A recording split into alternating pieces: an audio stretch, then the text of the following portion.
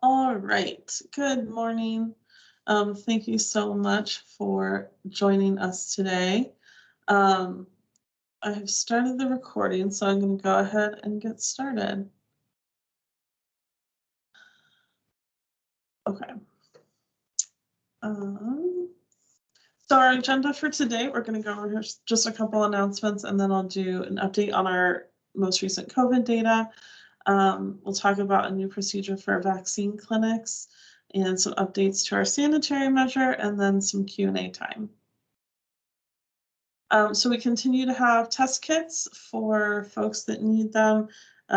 We have a lot of the antigen cards, and we are getting more of the self-tests, kind of a random assortment of different brands. So definitely put in your test kit requests if you need any kits. Yeah, the market for these is beginning to loosen up a little bit, so we have had some more availability recently. So be sure to put in your request if you need one. Also, if you missed last week's schools call, we definitely encourage you to go back and listen to the recording. There's some big changes that came through about what you need to report and what no longer needs to be reported. So definitely go watch that recording if you were not able to attend last week. And we are also finalizing our events guidance. It's actually up on the website already, so I will be attaching that guidance to the follow-up email for this week. And we've gotten some requests for events guidance because I know there's a lot of school events coming up in the spring. So we'll get that all out to you. So here is our COVID-19 update. So as of the 15th, 2 days ago, we are at moderate transmission according to the community levels. Yes? Is there a question? No? Okay. So according to our community levels, we're at moderate level. Our rates, unfortunately, are increasing again. We have seen a bump up compared to last week. We're at 812 cases in the county for the last 7 days and 77.53 cases per 100,000 people. So that is about a 75% increase, unfortunately. However, our test positivity remains low at about 4.68%. So only about 5% of everyone getting tested is testing positive. And we have 71.8% of the over 5-year-olds vaccinated, so that's great. We're actually doing really well on vaccination compared to many other areas of the country, so that's great news. So here's our schools data. We've had hardly any cases reported through schools, especially this week, since so many people are on spring break. We just have a lot less getting reported. So that's also great news. Here's our community levels data. So this top chart is just a reminder of what the metrics are that they're using to calculate your community level. And then below, this is the Pima County data on hospitalization. So our new COVID-19 admissions per 100,000 people is 6.4. So that would put us in low. And then the other one is the percent of staffed inpatient beds in use by confirmed COVID positives. So this would also be 3.6. This also puts us in low. So I do anticipate when they update our community levels, I believe that will happen later on today. I do anticipate us going into this low category because although our rates are increasing, we're still at much fewer than 200 cases per 100,000 people. So if we do go into low community level, this is what the guidance is for that level as far as mitigation. So it's a bit looser than for medium. It's not a lot different, to be honest, but they still are recommending vaccination, proper ventilation, following isolation and quarantine guidance, and then taking a little bit of extra precautions if you are immunocompromised. Here are the links to both the community levels website as well as the CDC data tracker webpage. Those links are both here for you. So one thing that I wanted to cover with you today is this new vaccine clinic self-scheduling tool through PMG. So I'm gonna click on that and show you what it looks like. So this is what the webpage looks like. Our vaccine clinics, they're booking out for 4 hours, 4-hour time blocks. And on this calendar, you can choose what day you want your vaccine clinic to happen.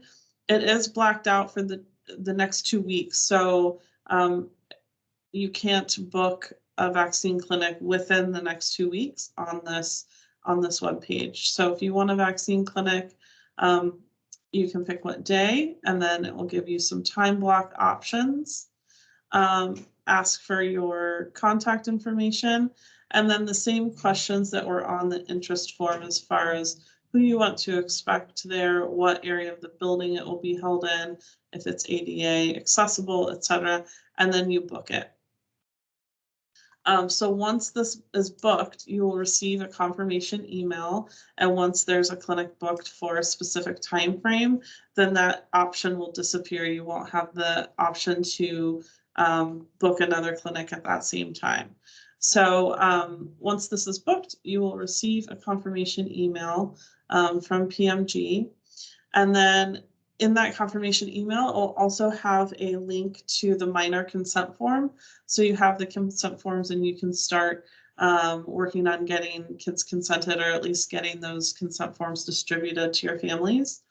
You'll also receive another reminder email 1 week prior to your event. If you do have any issues, you can reach out to Sarani. Here is her email address or phone number. And if you really need a vaccine clinic that is within the next 2 weeks and you're not able to book it on the website, you can reach out to Sarani and see if they're able to accommodate that. The other thing I want to go over with you today is our updated sanitary measure. Here is a link to where it is on the Pima County website.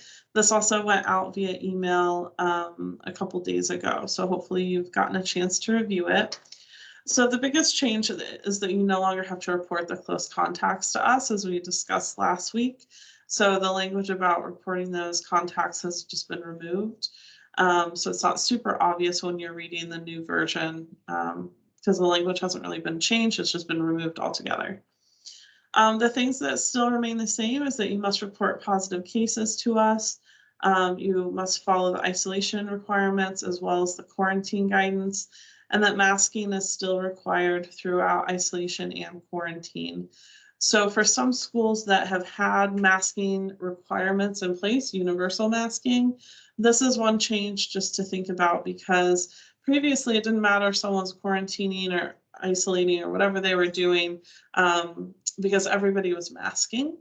But in this case, if you're returning to school after 5 days of isolation or 5 days of quarantine, you do still have to mask for the remaining 5 days. Or if you are vaccinated and don't have to go home to quarantine, you can stay in school, you have to mask for the full 10 days. So being aware of that masking guidance surrounding isolation and quarantine is important, because if you don't have a universal masking policy anymore, then it's just something that you need to kind of keep track of that maybe you weren't worried about previously. So although masking may not be universally required, it is still required as part of the quarantine and isolation guidance. So those are the biggest changes, is just the lack of reporting. And that's all that I have for you today. So if anybody has any questions, you can go ahead and unmute yourself, or let me see if there's any in the chat.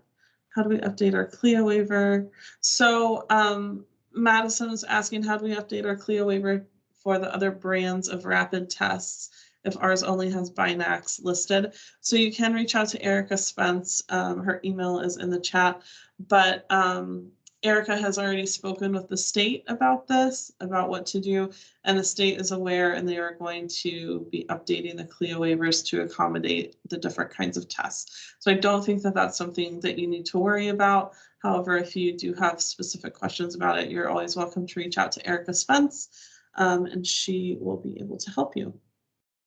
Are we now allowed to use nebulizers again in school? So, RH, please feel free to reach out to school support at pima.gov with your question about nebulizers. So I believe so, but I like, before I make any blanket statements, I'd love to look into the guidance a little bit more regarding nebulizers. I know they weren't encouraging any sort of treatments that have vaporization involved. I know it changed in healthcare settings a while back. I'm unsure about school, so send us an email and let me look into that a little bit. For test mask day, are we still reporting our negative results after an exposure on Mondays? I'm not exactly sure what your question is as far as reporting.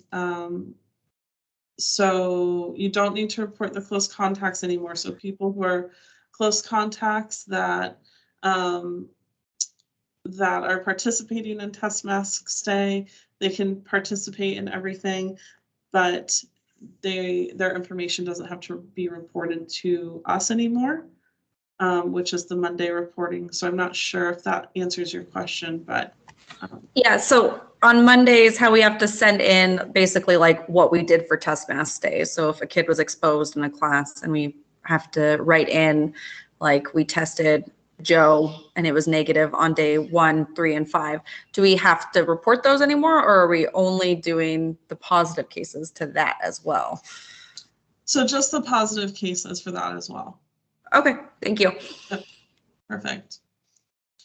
And I think that's all the questions in the chat. So we might just have a short call today, but if you guys do have any other questions, you're welcome to unmute yourselves if you have anything else that you'd like us to cover.